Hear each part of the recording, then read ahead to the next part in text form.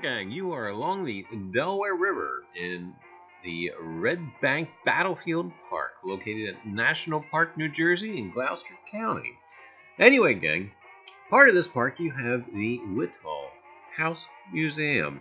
And wonderful, wonderful museum. Not only does it house the museum for the Fort Mercer, but also too gives a little look, a little insight into colonial life around the time period of the Revolutionary War.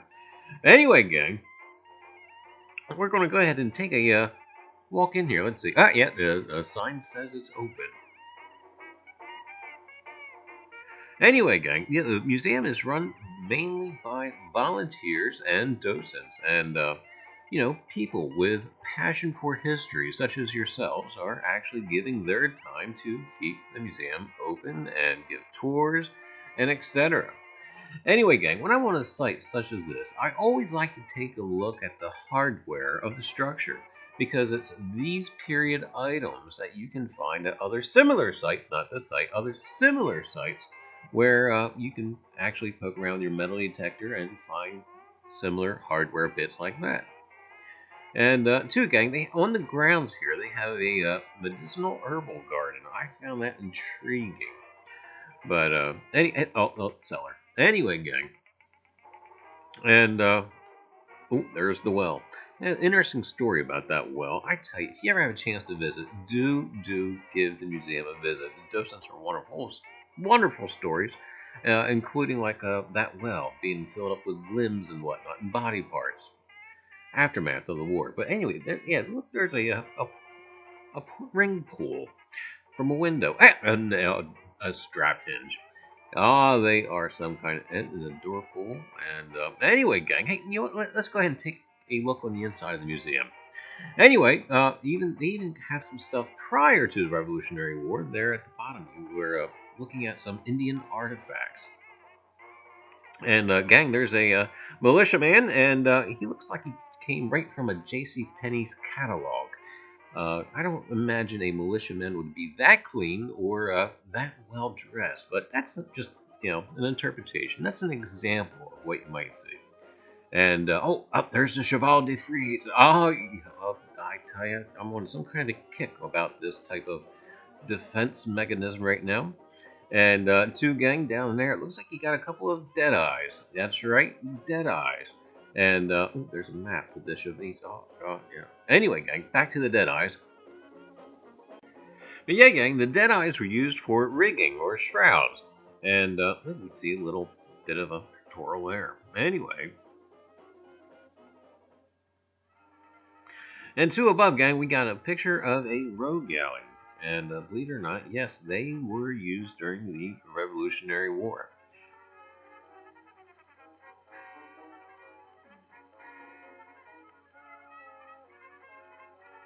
Anyway, gang, here we got a little cutaway photograph of the fort itself. And then, look, shop. Hey, that looks like my digging shop. And gang, then we got a picture of a little bit of a cannon and some cannon shot or grape shot. And you'll see in a minute, there's going to be boxes and boxes and boxes of grape shot that they've collected over the years from the grounds. And you see there's a little diagram of the fort. And yes, they actually made it smaller, believe it or not, because they didn't have enough men to support the entire fort. So they basically cut it in half. Oh, look, there's a grape or canister shot. Oh, I spy some cannonballs. That we do. And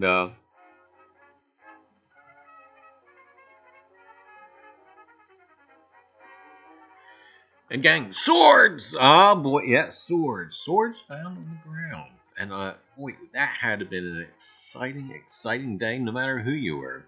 And buttons. Man, I still on this button kick, but wow, would they have been neat to find? Oh man, boy, buttons. Anyway, gang, the interpretation room. Oh, and this is stuff from the grounds related to the house, and buckles.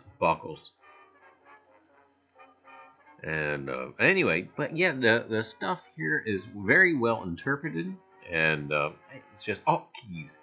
Wow, those are some big keys, aren't they? But anyway, gang, I tell you, it is very well interpreted. The artifacts are on display, and the volunteers there are more and more than helpful. And oh, Native American stuff. Yeah. After all, they were there before the revolution ever took place. But oh, bone bits, bone fragments, and got a coin and pipe bits. Oh boy, wonderful! And hey, gang, this is stuff you cannot find with a metal detector. And I tell you what, I also have a thing for pipe bits. But anyway, gang. And I always like to take a close look at these stoves. I always like to see if I can identify the maker of the stove and just kind of see how local to the structures they are and just see how far they came. And this one was Warnick and LeBrand. And they were right across the river, right out of Philadelphia. But, and gang, and there we have the work desk, and yeah, basically the top would have folded down and would have acted like a platform to work on. Oh, grandfather clock! They are some heavy things. I don't know if you guys have ever lifted one, but they are no joke to try and transport or move one. And yeah, you know what? Give me a mantle clock any day. But anyway, this is actually the original kitchen. It was later the dining room, but this was the original kitchen prior to the addition that you'll see later on, which becomes like it's a much larger kitchen. And hey, was that a colonial exit sign? No, I don't want to say anything. But anyway, gang, this room here is actually it's probably my favorite, and because there's a good story with this room. The house was used as a hospital after the battle, and supposedly on the floor right there is a blood stain. And whether it is or isn't, I tell you, it's a good story. And in the adjoining room here, why this was actually has some really neat stuff. A musket, and over on the one wall you have an actual miniature of what the fort looked like when basically the battle was going on. And the volunteer there said that it is actually very accurate, except for maybe perhaps where the location of the one gate is. But he says, other than that, it is pretty darn spot on.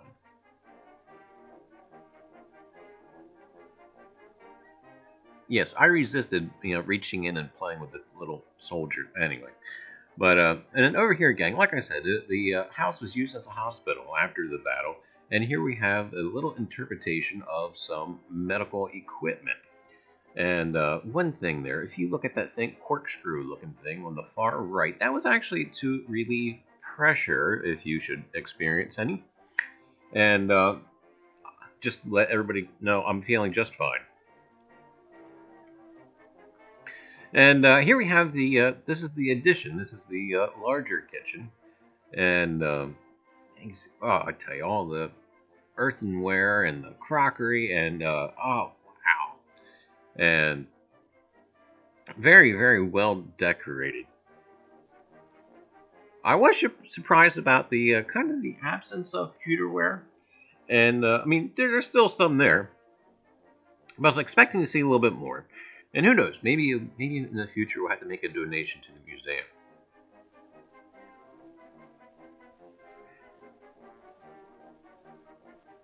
And I don't know if this room is normally open to tours, but they kind of gave us a sneak peek, and I was intrigued by a couple of things. There's a great, who doesn't find pot metal? Huh? And the furnace, J Fink. I haven't had a chance to look that one up yet, but J Fink, I imagine it had to come relatively close. But this actually excites me quite a bit. This is a boiler. That's right, a boiler. You would fire it all by itself in a chimney. And had a little place where you insert the firewood and burn. And inside you have a pot for boiling vegetables or whatever you got going on. And I haven't actually seen one of those real live. And here's a map of the Delaware River and where Red Bank is, and the fort, and otherwise eventually known as Fort Mercer. And gang, here we are out on the grounds. So gang, just to give you a quick overview about the Fort Mercer. Why, it was a fort on the Delaware River in New Jersey, constructed by the Continental Army during the American Revolutionary War. Built by Polish engineer Thaddeus Kozuko under the command of George Washington. Fort Mercer was built in 1777 to block the approach to Philadelphia, Pennsylvania, in concert with Fort Mifflin on the Pennsylvania side. Fort Mercer was located in what is now the borough of National Park, Gloucester County, New Jersey. A park, monument, and museum exists today on the site of the fort. The fort was named in honor of Brigadier General U. Mercer, who had died earlier that year in the Battle of Princeton. On October the 22nd, 1777, in the Battle of Red Bank, an attack by 900 Hessian troops under the British Major General William Howe, then occupying Philadelphia, was repelled by the 600 Continental defenders under Colonel Christopher Greene, with heavy losses on the Hessian side, including the death of their commander, Colonel Karl Emil Kurt von Donop. After the loss of Fort Mifflin, Fort Mercer was abandoned without a fight when Lord Charles Cornwallis landed 2,000 British troops nearby on November the 18th, 1777. And gang, what you've been looking at is one of the several memorials located here at Red Bank, or Fort Mercer. And it is very, very well crafted, I think. And I am so taken back by this quote. I've heard this quote before, and I kind of really, now that I'm getting into the Revolutionary War, kind of understand it a little bit better. The grounds of liberty must be gained by inches. And I guess that's true with any great venture.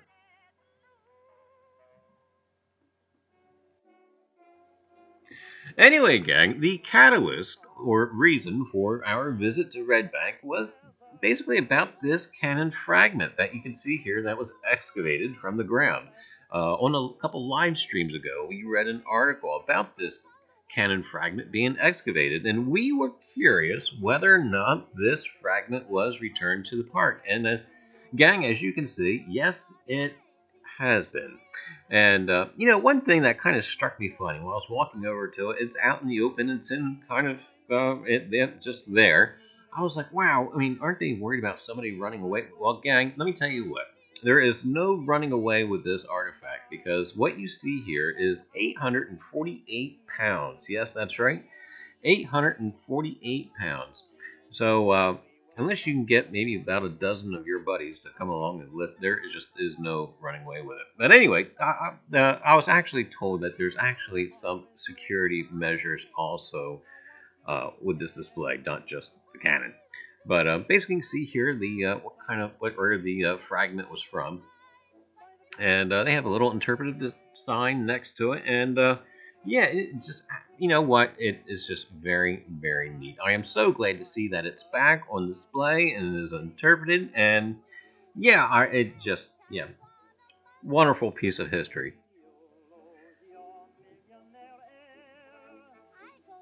Anyway, gang, we took a walk along the grounds, and with the number, you can still see there's still effects on the environment from the fort, and hasn't been filled in, and that kind of thing, which is exciting in itself. And supposedly there's a number of Hessian soldiers buried somewhere on the grounds, but haven't really confirmed that. That was another story.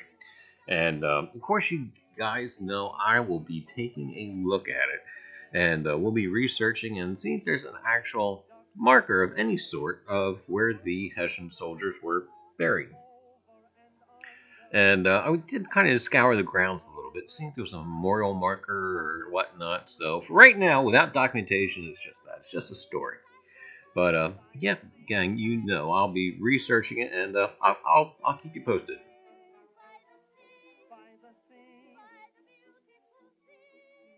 So, yeah, we are back out in the field, and boy, did it have some nice color come up, but no, it's just a button. And no shankage, but Anyway, gang, we're just kind of getting a late start now. But hopefully there will be more. Anyway, stay tuned. There's a grub. I don't exactly know what they ring up on the VDI, but there's a grub. Grub cam. Anyway, gang, stay tuned. Alright, gang, well, we got button number 2. And this one's got a little bit of a fancy to it.